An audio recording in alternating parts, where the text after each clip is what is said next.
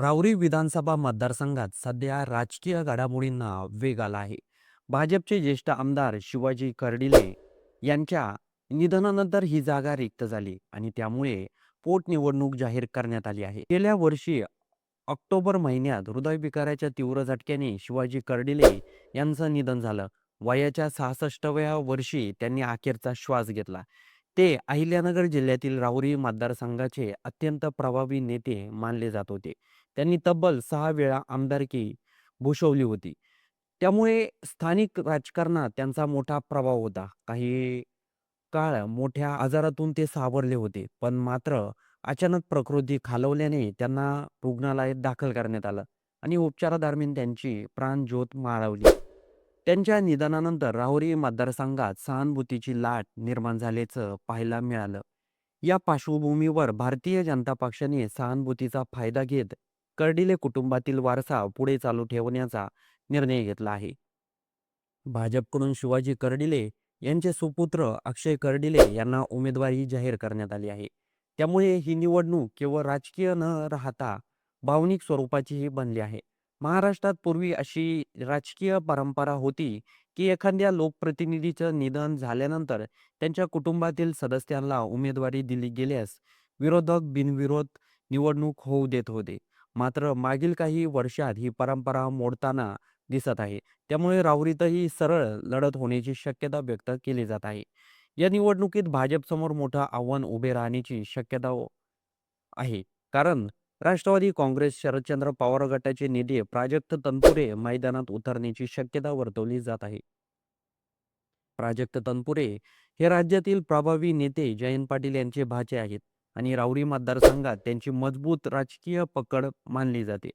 2019च्या विधानसभा निवडणुकीत त्यांनी शिवाजी कर्डिले यांच्या मोठ्या मताधिक्याने पराभव करत विजय मिळवला होता. त्यामुळे त्यांना तब्बल 1,97,392 मतांसह मोठे मताधिक्य मिळाले होते.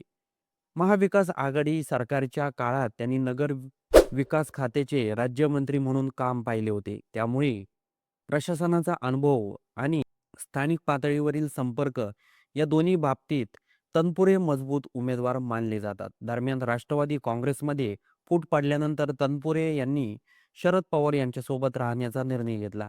2024च्या विधानसभा निवडणुकीत त्यांनी पुन्हा राहुरीतून निवडणूक लढवली. मात्र यावेळी त्यांनी शिवाजी कर्डिले यांच्याकडून पराभव स्वीकारावा लागला. यामुळे आता होणारी पोटनिवडणूक ही दोन्ही कुटुंबासाठी प्रतिष्ठेची लढत ठरण्याची शक्यता आहे.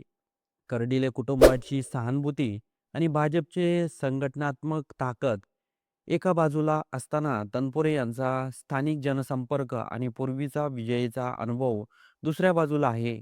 त्यामुळे ही निवडणूक अतिशय चुरशीची होण्याची शक्यता राजकीय वर्तुळात व्यक्त केली जात आहे. महत्त्वाचं म्हणजे या पोटनिवडणुकीसाठी निवडणूक कार्यक्रम देखील जाहीर झाला आहे. 6 एप्रिलपासून उमेदवारी अर्ज भरण्याची प्रक्रिया सुरू होणार आहे.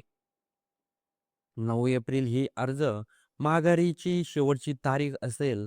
23 एप्रिल रोजी मतदान पार पडणार असून 4 मे रोजी मतमोजणी होऊन निकाल जाहीर केला जाणार आहे. बारामती नावाने राहुरी देशातील एकूण 8 जागांसाठी पोटनिवडणूक होत आहे. त्यामुळे राज्याच्या राजकारणात या निवडणुकीकडे विशेष लक्ष लागलं आहे.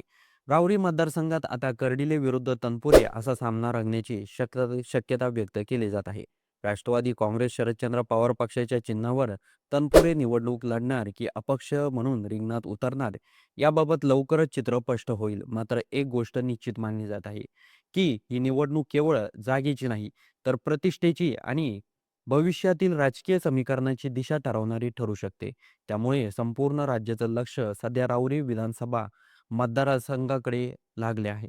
तर मंडळी, या मतदारसंघामधून तुमच्या मते कोण निवडून येईल हे कमेंट बॉक्समध्ये सांगायला विसरू नका आणि व्हिडिओ आवडला असेल तर सर्वात आधी चॅनलला सबस्क्राईब देखील नक्की करून जा.